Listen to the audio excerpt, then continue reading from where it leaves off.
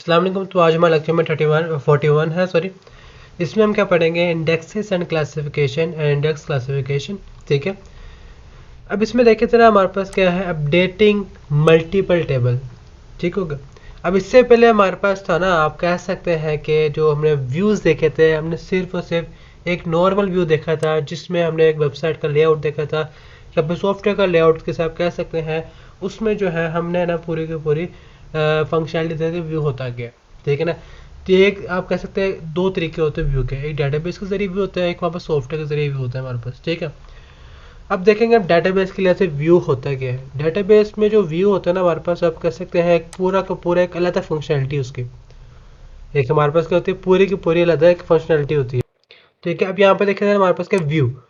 View अगर मैं आपको आसान अल्फाज में बताऊँ ना कि एक बड़ी चोरी जो आप कह सकते हैं ना, क्यूरी को, यानी कि किसी भी एक स्टेटमेंट को ना, जैसे कि यहाँ पे लिखा है हमारे पास ये चीज़, ये एक बड़ी छोटी स्टेटमेंट है। इसको मैंने as an small packet of variable के अंदर सेव कर दूंगा। स्मॉल पैकेट ऑफ वेरिएबल के अंदर सेव कर दूंगा। तो फिर मैं क्या करूंगा, अगर मैं सिर्फ और सिर्फ इसी को, यानी कि आप कह सकते हैं सिर्फ इतने हिस्से को, इतने पोर्शन को सिलेक्ट करके मैं इसको एग्जीक्यूट करूंगा, इसका मतलब क्या होगा, इसका मतलब क्या है हमारे पास, इसका मतलब है हमारे पास ये चीज़। क्लियर हो गया, इसका मतलब क्या यहाँ पे ये चीज़ क्लियर। अब यहाँ पे देखा जाए, जैसे कि यहाँ पे एक इंसर्ट क्यूरी बनी हुई है। इंसर्ट क्यूरी में हमारे पास क्या, ये वही चीज़ जो इंसर्ट क्यूरी जो हम पढ़ चुके हैं, हमने बकायदा जो है असाइनमेंट में भी पढ़े थे हमने, इंसर्ट क्यूरी वगैरह के इंसर्ट कैसे करते हैं हम। ठीक है ना, और मैंने आपको इस लेक्चर में भी समझाया था इंसर्ट को कैसे करते हैं हमारे पास। ठीक है ना। अब यहाँ पे देखें मटेरियलाइज व्यू। मटेरियलाइज व्यू का मैंने आपको बताया था कि मटेरियलाइज व्यू होता क्या है कि हम दो टेबल्स को आपस में कंबाइन करके जो एक व्यू क्रिएट करते हैं, उससे हम कहते हैं मटेरियलाइज व्यू। ठीक है ना। जैसे सपोज करें, मैं आपको एक यहाँ से समझाता हूँ, मैं पूरा का पूरा व्यू क्रिएट व्यू कैसे करते हैं। यहाँ पर देख रहे हैं क्रिएट व्यू, यहाँ पे व्यू नेम आ गया। ठीक है, एज का मतलब यहाँ पर क्या है, जो ये क्यूरी जो नहीं, जो उसके आगे क्यूरी सेव होगी वो पूरी की पूरी इसके अंदर सेव हो जाएगी। हमारे पास जो थे ये क्यूरी पूरी की पूरी किसके अंदर सेव हो जाएगी, इसके अंदर सेव हो जाएगी। अगर मैं सिर्फ सिर्फ यहाँ पर इसका कॉल करूँगा, सिर्फ इसका नेम, अगर मैं सिर्फ और सिर्फ एग्जीक्यूट करूंगा इसका नेम, इसका मतलब क्या होगा कि इसके अंदर क्या सेव है, ये चीज़ सेव है। तो इनडायरेक्टली हमारे पास क्या एग्जीक्यूट हो जाएगा, ये एग्जीक्यूट हो जाएगा। सपोज जैसे कि हमारे पास ये एक एग्जांपल है यहाँ पर, इसके ट्राइड्रोसर में अगर हम करें, ये क्यूरी आगे मैं पर एक्सप्लेन करूंगा मैं। ठीक है, वहाँ पे भी इसके अंदर ठीक है, उनके वेबसाइट को एरर है, एग्जीक्यूट नहीं हो रही। ठीक है, already exist could not prepare statement, already exist बता रहा है कि यहाँ पे ऑलरेडी एग्जिस्ट है। ठीक है, इसी वजह से हमारे पास ये नहीं हो पाया। यहाँ पे देख रहे हैं, यहाँ पर नेम व्यू आ गया, यहाँ पे देखें नेम ऑफ व्यू हमारे पास क्या है, ये आ गया। ठीक है, अब यहाँ पे देखिए मैं इसके ऊपर क्लिक किया मैंने, जब मैंने क्या किया, select all from Brazil customer, ये किसका था, ये हमारे पास किसका था, ये हमारे पास नाम था व्यू का। कैसे पता चला मुझे, अगर आप यहाँ पे देखें, यहाँ पर तो ये लिखा हुआ है हमारे पास व्यू का क्रिएट हुआ है, ये व्यू है हमारे पास, हमारे पास का ये व्यू है, ये क्यूरी लिखी हुई है इसके अंदर। इसमें क्या लिखा है, slash customer name contact name customer from customer table where country is equal to Brazil. ठीक है, अब मैं क्या करूंगा, सिर्फ और सिर्फ ये लिखूंगा, यहाँ पे कहूंगा सिलेक्ट ऑल फ्रॉम ब्राज़ील, बस। इसका मतलब क्या होगा कि मैंने जो है ना कौन सी क्यूरी एक्टिवेट किया इंटरेक्टली, ये वाली, ये देखना जरा, यहाँ पे लिखा है मैंने select all from Brazil customer. ये ब्राज़ील कस्टमर किसको इशारा दे रहा है, ये ब्राज़ील कस्टमर इशारा दे रहा है ये वाली क्यूरी को ऑटोमेटिकली। क्यों, क्योंकि मैंने इसको व्यू क्रिएट किया यहाँ पर ऐसा करके। तो यहाँ पे देखें, इसको एक्चुअली यहाँ पे रन करूँ, यहाँ पे देख रहे हैं आ रहा है चीज़, कस्टमर नेम कॉन्टैक्ट नेम। हालांकि मैंने आप लिखा select all from Brazil customer, तो यहाँ पर तो पूरा का पूरा आईडी भी आना चाहिए थे, कस्टमर नेम भी आना चाहिए था, काफ़ी फील्ड आनी चाहिए थी इसकी। ठीक है, जो यहाँ पर कस्टमर टेबल के अंदर मौजूद है, ये वाले कस्टमर टेबल के अंदर क्या, customer ID, name, contact name, address, city, postal code, country. ठीक है ना, ये सब चीज़ें यहाँ पर रखी हुई। अगर मैं लिखूँ select all from customer table, तो पूरा का पूरा आएगा।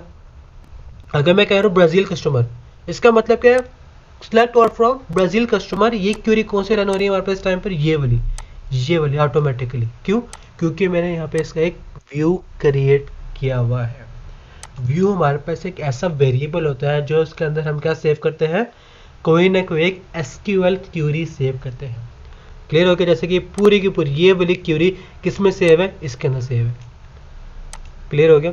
ठीक है, मैं अभी ना उसको माइक्रोसॉफ्ट एसक्यूएल के अंदर बना नहीं सकता, क्योंकि मेरे पास जो है ना, आप कह सकते हैं कि डाटा मेरे पर रखा हुआ नहीं है। मुझे तरह इंसर्शन करना पड़ेगा, उसके बाद क्वेरी जो है ना एग्जीक्यूट करनी पड़ेगी, उसको काफ़ी टाइम लग जाएगा और काफ़ी लंबी वीडियो बन जाएगी, और हमारे पास इतना ज़्यादा वक्त नहीं है। ठीक है, बाकी देखें हमारे पास वही चीज़ दोबारा से आगे, जैसे कि यहाँ पर लिखा है हमारे पास ये व्यू क्रिएट हुआ है। अब इसके अंदर ये वाले व्यू के अंदर क्या सेव होगी, कौन सी क्वेरी सेव है, ये वाली क्वेरी सेव है।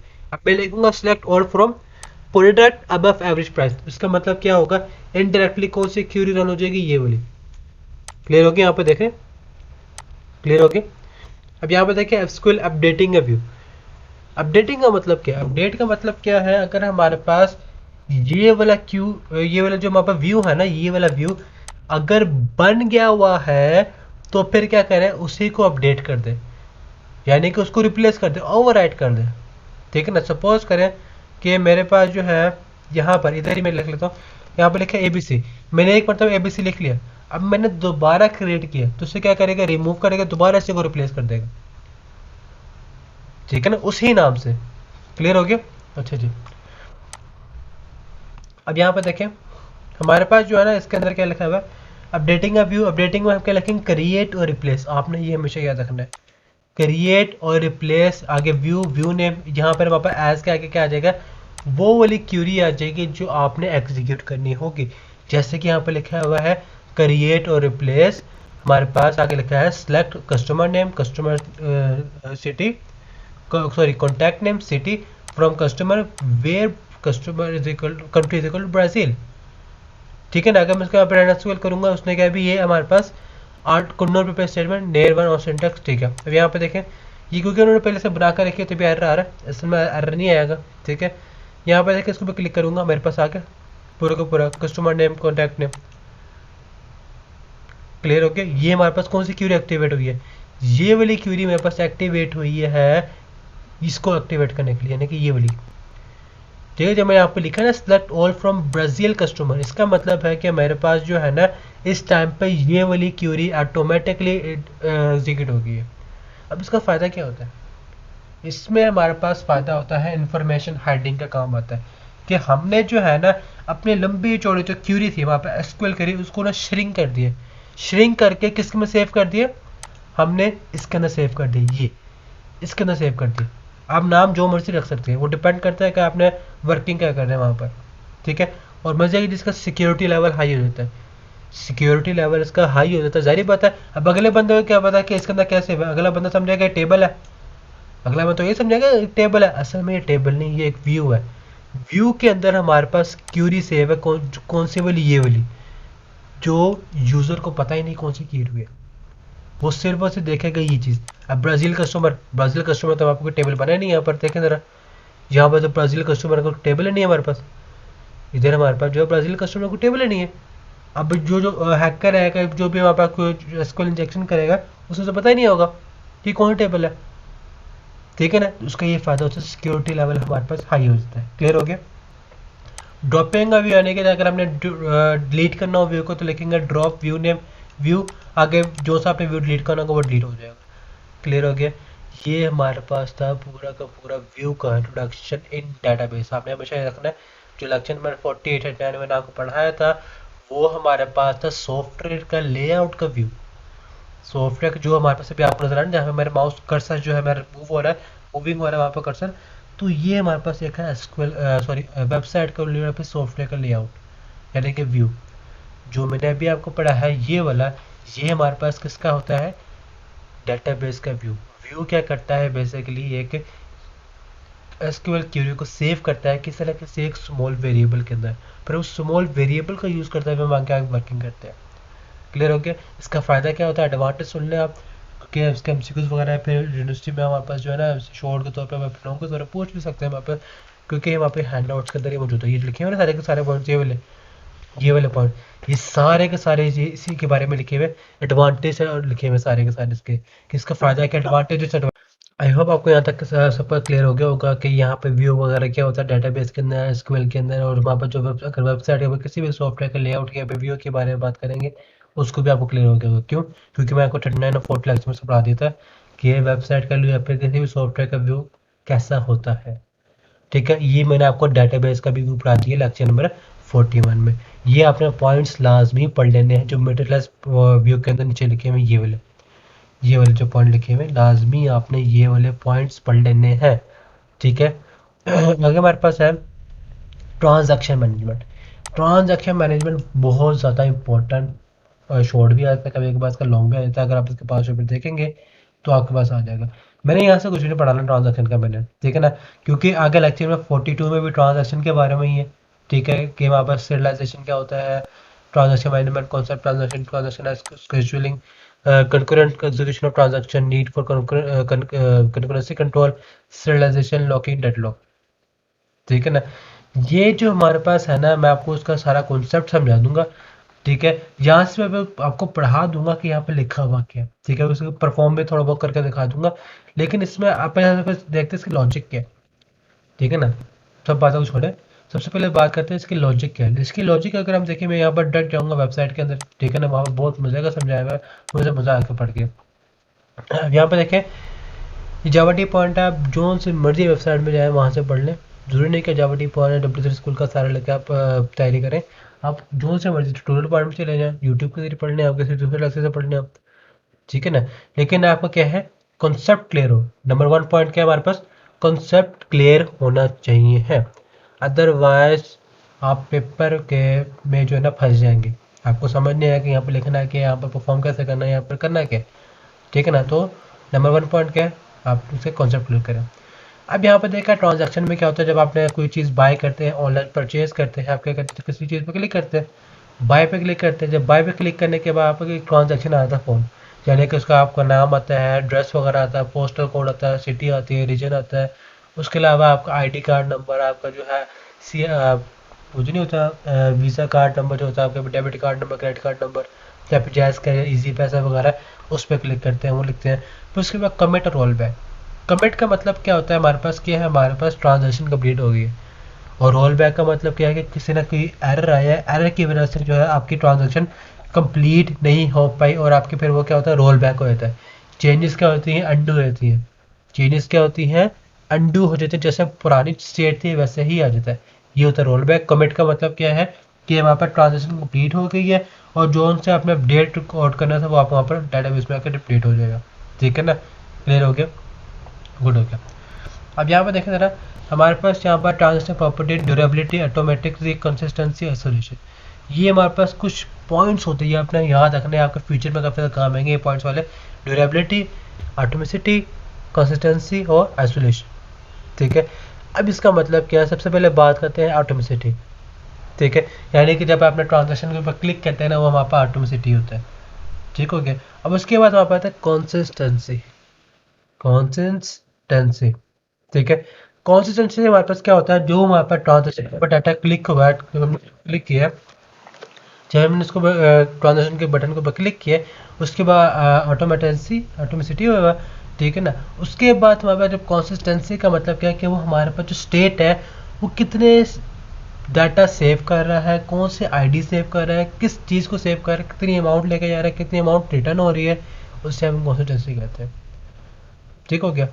अब उसके बाद हमारे पास है आइसोलेशन। आइसोलेशन में हमारे पास क्या होता है कि ना, डाटा ट्रांजैक्शन जो ऑपरेट होती है वो इंडिपेंडेंटली होती है। कैसे इंडिपेंडेंटली का मतलब क्या है कि ये हमारे पास सपोज करें कि एट अ टाइम आपने 2 चीज़ें बाय करी, ठीक है ना, कि मैं भी बाई कर रहा हूँ, मेरे साथ वाला जो बंदा बैठा है वो भी एट अ टाइम बाई कर रहा है, तो उस टाइम पे जो है थोड़ा बहुत डिले आता है परचेजिंग का।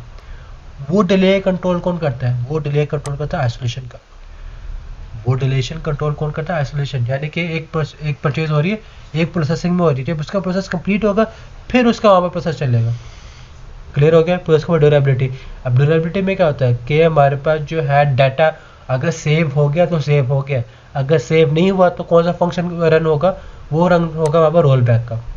कौन सा फंक्शन वहाँ पर प्ले होगा, फिर रोल बैक का। रोल बैक से हमारे पास क्या हो जाएगा, ट्रांजैक्शन फेल्ड हो जाएगी और फिर वहाँ पर दोबारा से रिवर्स होकर यहाँ पर आ जाएगा। अगर वहाँ पर चेंजेस हो गए तो यहाँ से तो चल जाएगा, यानी कि सक्सीड हो गया, आपके पास आ जाएगा your order has been placed, या फिर आपके पास transaction completed, thank you for purchasing over item. इस तरह के आपके पास मैसेज वगैरह आ जाते होते हैं। क्लियर हो गया। अच्छा जी, आगे हमारे पास क्या है, ऑटो कमिट ट्रांजेक्शन मोड, ठीक है। अब यहाँ पे देखिए इन्होंने जो ना यहाँ पे कोई क्यूरी वगैरह नहीं समझाई हुई, ठीक है, उसके सारी लॉजिक समझाई हुई और कुछ भी नहीं समझाई हुई, लॉक मोड क्या होता है, डट लॉक क्या होता है हमारे पास, ठीक है, और कुछ भी नहीं समझाया हुआ यहाँ पर, ठीक हो गया। अब यहाँ पे देखा है हमारे पास इंक्रीमेंट लॉक विद डिफरेंट जो वहाँ पर अपडेट है, ये वहाँ पर जो है ना लॉग्स वगैरह, लॉग बहुत ज़्यादा इंपॉर्टेंट चीज़ होती है। इससे पहले लेक्चर में 42 कंप्लीट करते हैं, फिर बाद में इस पर आते हैं 43 पे, सबसे पहले बात करते हैं 42 लेक्चर में अभी हम जो कंटिन्यू कर रहे हैं। इसमें जो है ना हमारे पास सबसे ज़्यादा इंपॉर्टेंट चीज़ है वो है एक मिनट, सीरियलाइजेशन, ठीक है ना, यानी कि सीरियलाइजेबिलिटी, कि हमने डाटा को सीरियलाइज करना है। सीरियलाइज का मतलब क्या होता है, ये आपने नया वर्ड सुना होगा सीरियलाइजेशन, यानी कि आपने कहना क्लीन करना है, क्या कोई हैकर तो नहीं आ गया, ठीक है ना, क्या हमारे पास कोई हैकर तो नहीं आ गया। सीरियलाइजेशन का मतलब क्या होता है हमारे पास, कि डाटा जो आ रहा है क्या वो हमारी वेबसाइट का डाटा है, क्या दूसरी वेबसाइट का तो डाटा नहीं है, जिसकी वजह से हमारे पास जो है कुछ हमारी वेबसाइट को वो फॉल्ट हो या फिर सॉफ्टवेयर को नुकसान हो, ठीक है ना, उससे हम कहते हैं सीरियलाइजेबिलिटी। यानी कि हमने अपना काम ऐसा करना है कि वेबसाइट के अंदर ही रहे, किसी थर्ड पार्टी के जरिए हम काम ना करें।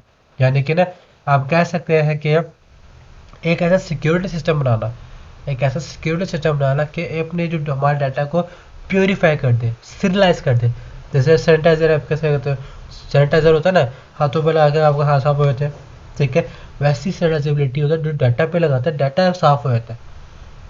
आसान अल्फाजों की बात अगर आपको समझाऊँ मैं, ये चीज़ होती है सीरियलाइजेबिलिटी, यानी कि हम कुछ ऐसे मेथड लगाते हैं, कुछ ऐसे इनकैप्सुलेशन लिखते हैं, कैसे हम इन्फॉर्मेशन हैंडलिंग करते हैं, ऐसे हम कुछ एब्स्ट्रक्शन बनाते हैं जिसकी वजह से हमारा डाटा क्या होता है, क्लीन अप हो जाता है, ठीक है ना। 100% गारंटी होता है कि डाटा हमारे पास क्या है, कि ओरिजिनल है, एक्यूरेट है, एग्जैक्ट है। क्लियर हो गया। अच्छा जी, अगर आप यहाँ पढ़ेंगे आपको बस समझ में आ जाएगा कि यहाँ पर जो मैंने आपको बताया वही यहाँ पर लिखा हुआ सब चीज़ है, ठीक हो गया। अब यहाँ पर देखा लॉग बेस्ड कॉन्करेंसी, यानी कि हमारे पास जो डाटा है, अगर हमारे पास शेड्यूल, सबसे पहले ये जो हमारे पास ना लॉग बेस्ड कॉन्करेंसी और जो हमारे पास है ये डेड लॉक, ये हमारे पास जो है ना डिपेंड करता है किसके ऊपर, शेड्यूल ट्रांजैक्शन के ऊपर, ट्रांजैक्शन शेड्यूल्स। अब सपोज करें आपने जो है किसी भी वेबसाइट से आइटम बाय किया है, कोई प्रोडक्ट बाय किया है, ठीक है, उसमें जो एक टाइम ड्यूरेशन लिखा होता है कि इस टाइम के बाद आके भाई ये चीज़ रिसीव होगी। आप उसमें क्या कर दें, परचेजिंग कब होती है, आप उस टाइम तो पे नहीं करते उसको जब तक आपके पास प्रोडक्ट ना आ जाए। अब वो प्रोडक्ट क्या है, जब आपने ऑर्डर प्लेस कर दिया तब थोड़े कुछ दिनों बाद आकर प्रोडक्ट आया, शेड्यूल बन के 3-4 दिन बाद, एक जो 3-4 दिन जो डिले आया, 3 to 4 days का जो आपके पास डिले आया जब आपने प्लेस किया ऑर्डर, उसके 3-4 दिन बाद आकर प्रोडक्ट आया। अब वो डिले आया ना, जब आप उसका पैसे दिए, जब आपने क्या किया, जो भी दराज या फिर अमेजोन या फिर जो भी जहाँ से आपने बाय किया प्रोडक्ट, ठीक है, अब 3-4 दिन या फिर हफ्ते बाद का प्रोडक्ट आ गया आपके पास, ठीक है।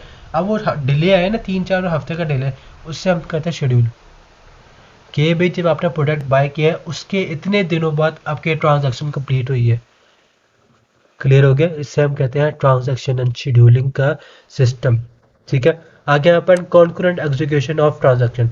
कॉन्करेंट एग्जीक्यूशन ट्रांजैक्शन का मतलब क्या है, कि अब हमारे पास वेबसाइट जो है ना काफ़ी ज़्यादा हाई ट्रैफिक के लिहाज से, हमारे पास जो है ट्रांजैक्शंस है, जो आपकी वेबसाइट है, कभी कोई सॉफ्टवेयर है, कभी कोई स्टोर है, उसमें जो है ना काफ़ी, जैसे कहते हैं ना, अन्य वाला आपके पास कस्टमर आ गए, अब हर कोई उसमें से बाय कर रहा है, आपकी वेबसाइट के सर्वर लो हो जाएंगे, आपको सॉफ्टवेयर डाउन हो जाएगा।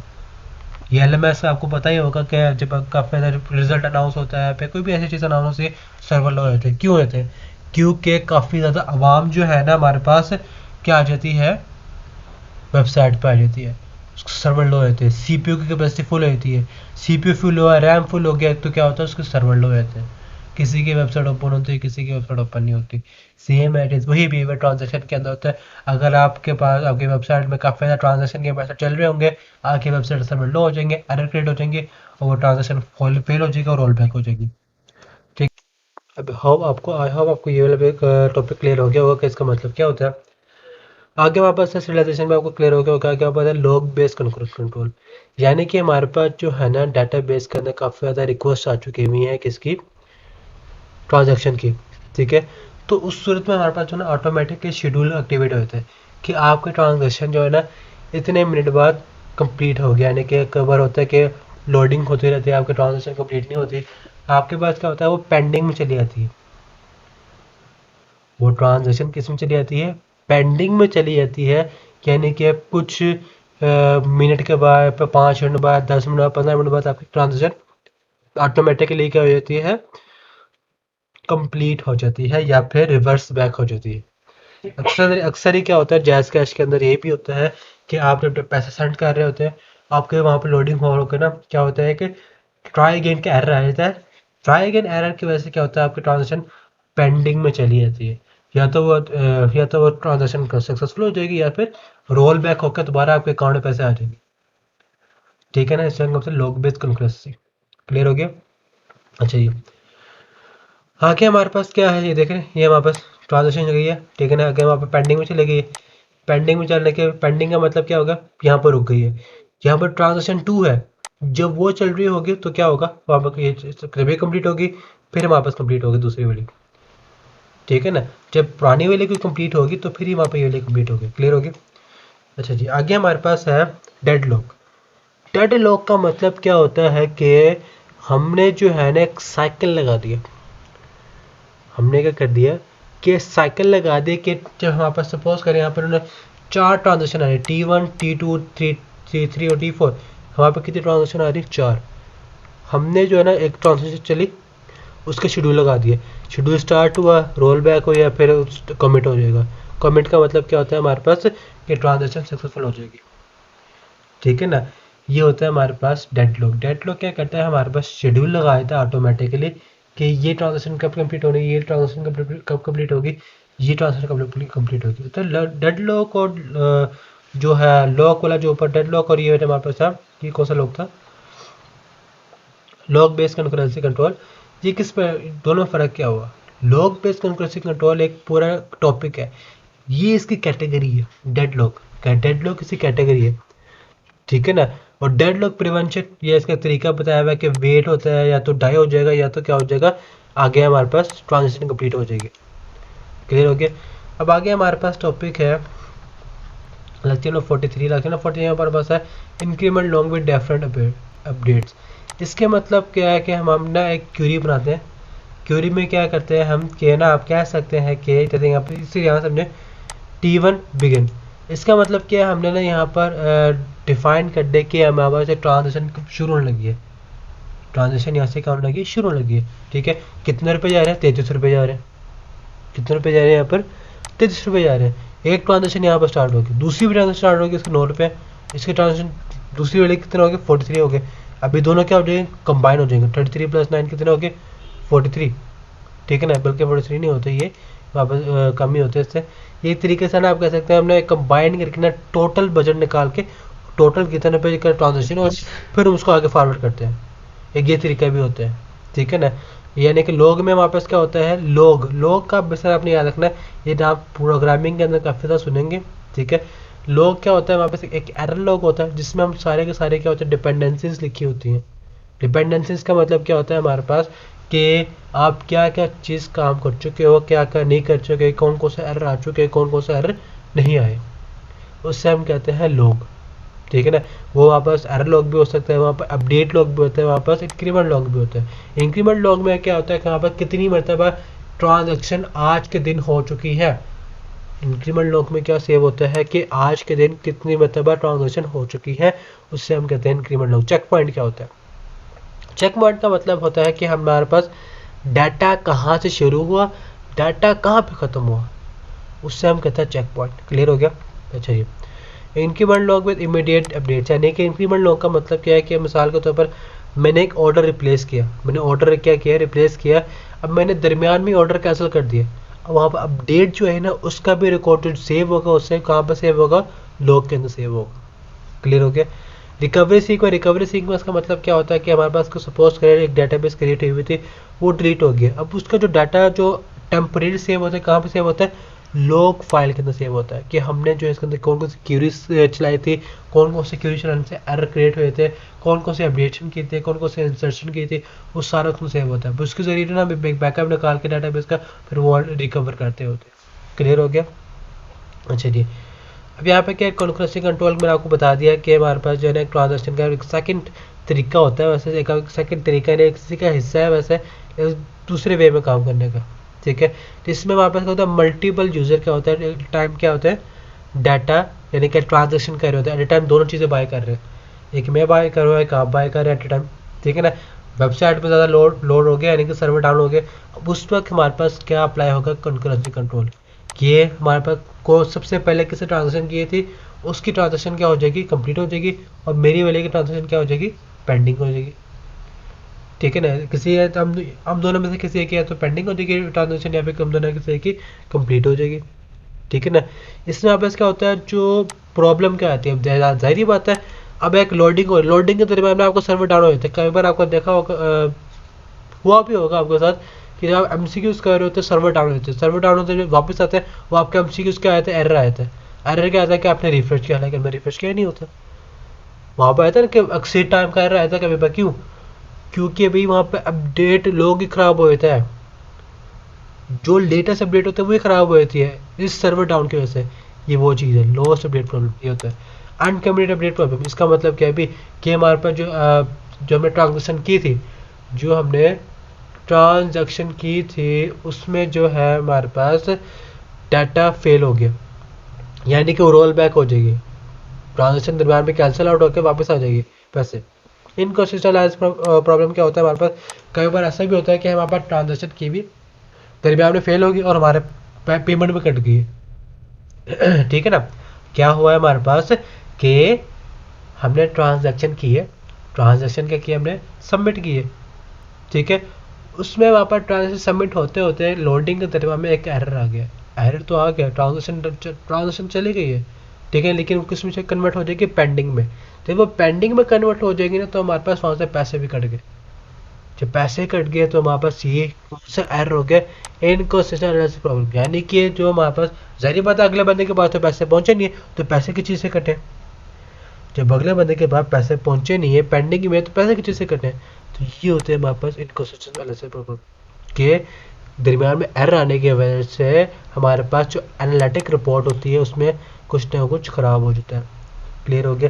जैसे कि यहाँ पर देखें ये रीड है, यहाँ पर उसने क्या किया ट्रांजेक्शन की, यहाँ पर ट्रांजेक्शन पेंडिंग में चले गए, ठीक है। अब यहाँ से 50 रुपये कट गया, जिस करके 50 रुपये हो गए, ठीक है। यहाँ पर स्टा करके तो यहाँ पर क्या आ गया, +10 करके यहाँ पर आ गया, ठीक है ना। कहीं पर ज़्यादा दिखा देगा तो कम दिखा देगा, ये होता है प्रॉब्लम। अब अगले बंदे को पता ही नहीं होता कि यहाँ पे क्या हो रहा है क्या नहीं हो रहा, ठीक है। अच्छा जी, तो ये हमारे पास जो था लेक्चर नंबर 44 आ गया, लेक्चर 43 था, वो लेक्चर 44 में भी सारी लिखी हुई है, इसके problem, serialization schedule, serial theory, introduction of locking, ठीक है ना, सब चीज़ें वही लिखी हुई है, कुछ भी नहीं है इसके अंदर। यहाँ पर अगर आप देखेंगे ना, इसको यहाँ पर देखें, यहाँ पर क्या नाम है, ट्रांजेक्शन अप्लाई किए, ट्रांजेक्शन अप्लाई करने के बाद हमने यहाँ पर जो 100 रुपये हमने ऐड किए, वो 100 रुपये ऐड हो गए, ठीक है। राइट करेगा, राइट का मतलब यहाँ पर जो है इसने डाटाबेस के अंदर सेव किया, रीड किया, डाटाबेस में सेव हो गए 100 रुपये, ठीक है। अब दोबारा हमने क्या किया है कि मजीद 1100 रुपये हमने, 2600 रुपये हमने ऐड किया, फिर 1500 रुपये ऐड कर दिए, ठीक है। 1550 रुपये ऐड किए, ठीक है। वो कहाँ पर हो, ऐड हो इसके अंदर, यहाँ पर आ गया, फिर इसको राइट कर दिया, यहाँ पर आ गया। अब इसके दरमियान में वापस क्या हो गया, एरर आ गया। सपोज करें जब मैंने ये पैसे सेव किए अपने 1550 रुपये सेव किए मैंने दोबारा अपने बैंक अकाउंट के अंदर, अब उस बैंक अकाउंट के अंदर सेव करते हैं एरर आ गया, तो उस टाइम पे क्या होगा, हमारे पास रोल बैक का फंक्शन क्रिएट होगा। रोल बैक से क्या होगा, जो से स्टेप हो ना वापस यहाँ से इधर इधर पहुंचेगा दोबारा से इधर, ठीक है ना, कि यहाँ पर 1500 रुपये मैंने एंटर नहीं किए थे। क्लियर हो गया, रोल बैक फंक्शन ये होता है, मैंने आपको पहले भी समझाया था, ठीक है। इनकंसिस्टेंट एनालिसिस रिपोर्ट मैंने आपको बता दिया था कि हमारे पास क्या होता है, एनालिसिस रिपोर्ट पूरी की पूरी खराब हो जाती है कि हमने एंटर कुछ और किया था, रिपोर्ट हमारे पास कुछ और हो रही है।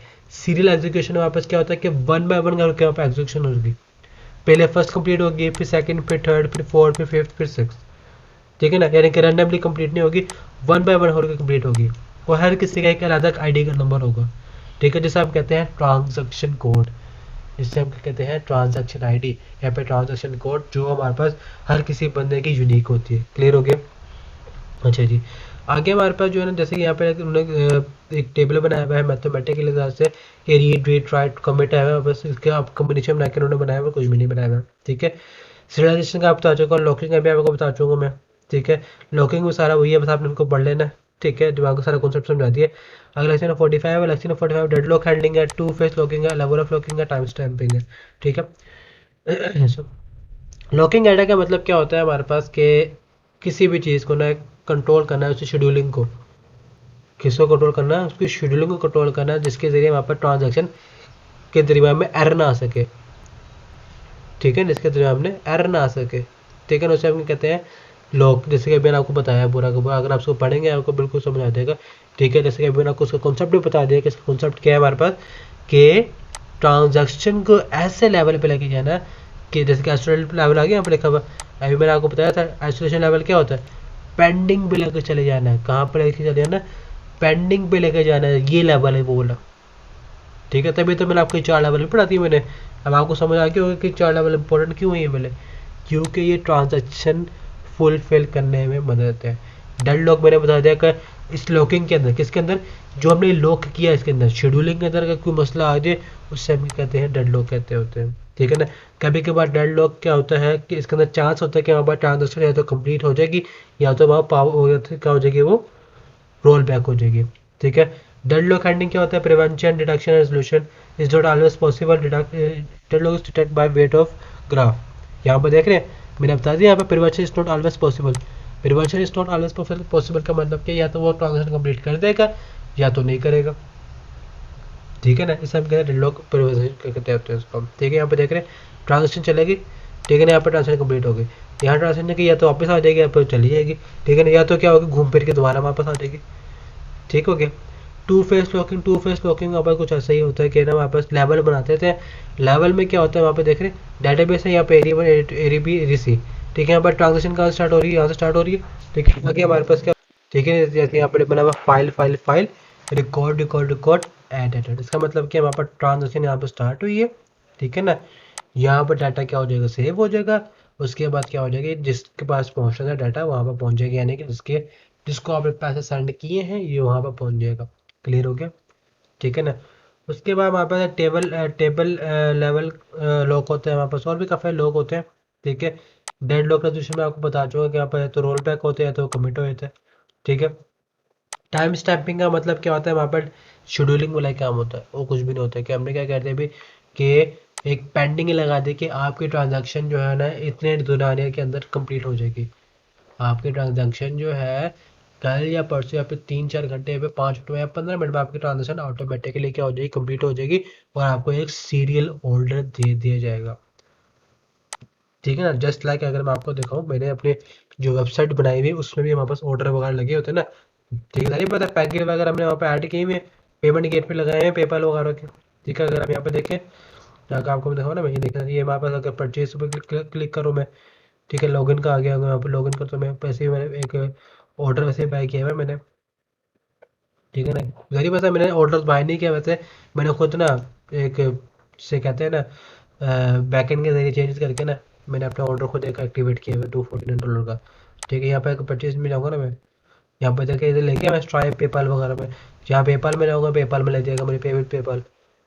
ठीक है ना, वहाँ पर चले जाएगा, वहाँ पर जो वो पैसे कंप्लीट करेगा मेरे पास का ट्रांजेक्शन कंप्लीट हो जाएगी और मेरे पास जो उसके पास वो लगा हुआ होगा, जिसका अकाउंट लगा होगा पेपाल, उसके पास पैसे चले जाएंगे। ठीक है ना, और हमारे पास ऑटोमेटिकली क्या होगा, हमारा ऑर्डर जो है एक्टिवेट हो जाएगा। यहाँ पे देखें टोटल एक्टिवेट पैकेज यहाँ पे लिखा है। मैं अगर ऑर्डर टेबल में जाऊँ यहाँ पे आपको शो हो जाएगा पूरा, यहाँ पे देख रहे हैं। अगर आपको उसकी इनवॉइस दिखाऊँ ना मैं, ये देख रहे हमारे पास यहाँ पर आगे होगा इसका जो है, एक होता है इसका ट्रांजेक्शन आईडी वहाँ पर बनी होती है पूरी की पूरी ना, वो यहाँ पर लिखी होती है। ठीक है, ये मैंने अभी उससे एक फ्री लिया हुआ ना डाटा भेजिए, देख रहे ये आईडी, ये आईडी की बात कर रहा हूँ, ये हर किसी बंदे की यूनिक होती है। ठीक है, अगर उसका प्रिंट भी करूँगा ना मैं, प्रिंट भी हो जाएगी ये वाली। ठीक है, ये मेरे पास पूरी पूरी इनवॉइस आ जाएगी ये वाली, ये देखें इनवॉइस आएगी ना यहाँ पर ये वाली। ठीक है, क्लियर हो गया। ये होते हैं हमारे पास पूरी की पूरे ट्रांजेक्शन की थ्योरी। ठीक है, अब आपको हमारे पूरी पूरी दिखा भी दी कि इसके अंदर क्या होता है। अब लेकिन प्रॉब्लम में क्या होता है वहाँ पर टाइम स्टैम्पिंग में, कि जो ट्रांजैक्शन है ना कभी कभार टाइम स्टैम्पिंग में भी एरर रहता है। अब जाहिर पता है कि मैंने 15 मिनट का टाइम दिया है, अब 15 मिनट के बाद अगर ट्रांजैक्शन फेल्ड हो जाए तो उस टाइम पे भी क्या होता है, बड़ा नुकसान होता है। जाहिर पता है अगले बंदे ने आपको कहा है कि 15 मिनट सबर करो, उसके बाद आपकी ट्रांजैक्शन कंप्लीट हो गई, 15 मिनट सबर किया, उसके बाद ट्रांजेक्शन कमिट हुई यानी कि क्रिएट हुई ट्रांजेक्शन, तो उसके दौरान जब एरर आया तो क्या होगा, या तो रोल बैक हो जाएगा या फिर क्या हो जाएगा, दोबारा 15 मिनट मजीद क्या हो जाएंगे, एक्सीड हो जाएंगे, यानी कि पेंडिंग में लग जाएगी 15 मिनट। ठीक है ना। और उसके साथ क्या होता है, अगर एक और एरर क्या होता है, want to write an attempt that has been read और written by a younger transaction, यानी कि हमारे पास क्या होता है, ट्रांजैक्शन का भी एक बार क्या होता है लेटेस्ट वर्जन से, यानी कि जो होता है ओवरराइट हो जाता है। अब सपोज करें मैंने एक ऑर्डर खरीदा वो था $5 का, $5 का खरीद लिया मैंने, अब वो पेंडिंग में लगे हैं पैसे ट्रांजेक्शन के, 15 मिनट बाद जाएंगे। अब मैंने दोबारा एक और ऑर्डर खरीद लिया वो तो $15 का, अब $15 क्या हो जाएगा, $5 से रिप्लेस कर देगा कभी एक बार ऐसे भी एरर आते हैं। मेरे साथ ऐसा हुआ ना, मुझे पता है ना कि वेबसाइट बना रहे होते ना, कई बार ऐसा होता है हमारे साथ भी। वो क्या करता है, टाइम स्टैम्पिंग लगा हुआ है, जाहिर बात है अगर हमने एट टाइम फिर ज़्यादा टाइम स्टैम्प वो आ जाए, ट्रांजेक्शन आ जाए, वेबसाइट लो हो जाएगी पूरी की पूरी। ठीक है ना। उस चीज़ से बचने के लिए हम क्या लगाते हैं, टाइम स्टैम्पिंग लगाते हैं। ठीक है ना। या तो हम क्या इस्तेमाल कर लेते हैं, थर्ड पार्टी इस्तेमाल कर लेते होते हैं इंस्टा करके, हम क्या इस्तेमाल कर लेते हैं, फिर हम थर्ड पार्टी इस्तेमाल कर लेते हैं इंस्टा करके, बाय पैकेज में है कि ना। यहाँ पे देखें ये कहाँ से बाय करेगा, ये मुझे पे करेगा थर्ड पार्टी, या तो जैज कैच के जरिए, या फिर इजी पैसे के जरिए, या फिर किसी भी जरिए, या फिर पे स्ट्राइप पेपल वगैरह के जरिए। ठीक है ना। अच्छा जी, इससे फ़ायदा क्या होता है, मेरे पास जो है ट्रांजेक्शन का जो थर्ड पार्टी है, यानी कि मेरा अपना लैपटॉप है, मैं इसके से ट्रांजेक्शन नहीं कर रहा, अब मैं किसी दूसरे लैपटॉप के जरिए ट्रांजेक्शन कंप्लीट कर रहा हूँ मैं। उससे क्या होता है, मेरे पास स्टोरेज इंक्रीज हो जाती है।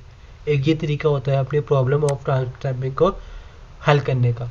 ठीक है ना। अगर आप वेबसाइट जो आपका लैपटॉप है उससे किसी ट्रांजेक्शन करें, सपोज करें, ठीक है ना, तो उससे क्या होता है, हमारे पास एक मसला आ जाता है ओवर राइटिंग का, यानी कि एक जो आपकी वेबसाइट है, वेबसाइट के ज़रिए ही पैसे जमा करवाने हैं। ठीक है ना। तो ये मसला आया था होता है उसमें कई बार किस चीज़ का, ओवर राइटिंग है या फिर हमारे पास अपडेटिंग का। ठीक है ना। इसका रूल्स होता है, रूल्स क्या होता है वापस, या तो वो अबॉर्ट कर दे, अगर वहाँ पर कोई मसला आ जाए उसे अबॉर्ट कर दे, वापस रिलोड कर दे, यानी कि रोल बैक कर दे। ठीक है ना। या फिर उसका क्या कर दे, एक मैसेज सेंड करते हैं कि आपकी जो ट्रांजेक्शन है ऑटोमेटिकली क्या हो जाएगी, ठीक हो जाएगी इतने मिनट बाद। ठीक है ना। ये इसको हमें करना होता है इस तरह करके। क्लियर हो गया। तो ये हमारा लेक्चर नंबर 45 था। आई होप आपको ये सीरीज़ मज़े की लगी होगी मेरी, जो मैंने आपको बनाया है। इंशाल्लाह जो फोर्थ सेमेस्टर होगा उसमें भी हम कोई ना कोई नई सीरीज़ देख लेंगे। ठीक है। आप मुझे कमेंट सेक्शन में बताएं कि आपने जो है कौन सी सीरीज़ स्टार्ट करनी है। इंशाल्लाह मैं उसमें भी स्टार्ट कर दूंगा फिर मैं। ठीक है। अगर आपको मेरी वीडियो अच्छी लगी हो तो लाजमी उसको लाइक करें, सब्सक्राइब करें, उसको शेयर करें। ठीक है। ओके, अल्लाह हाफिज़।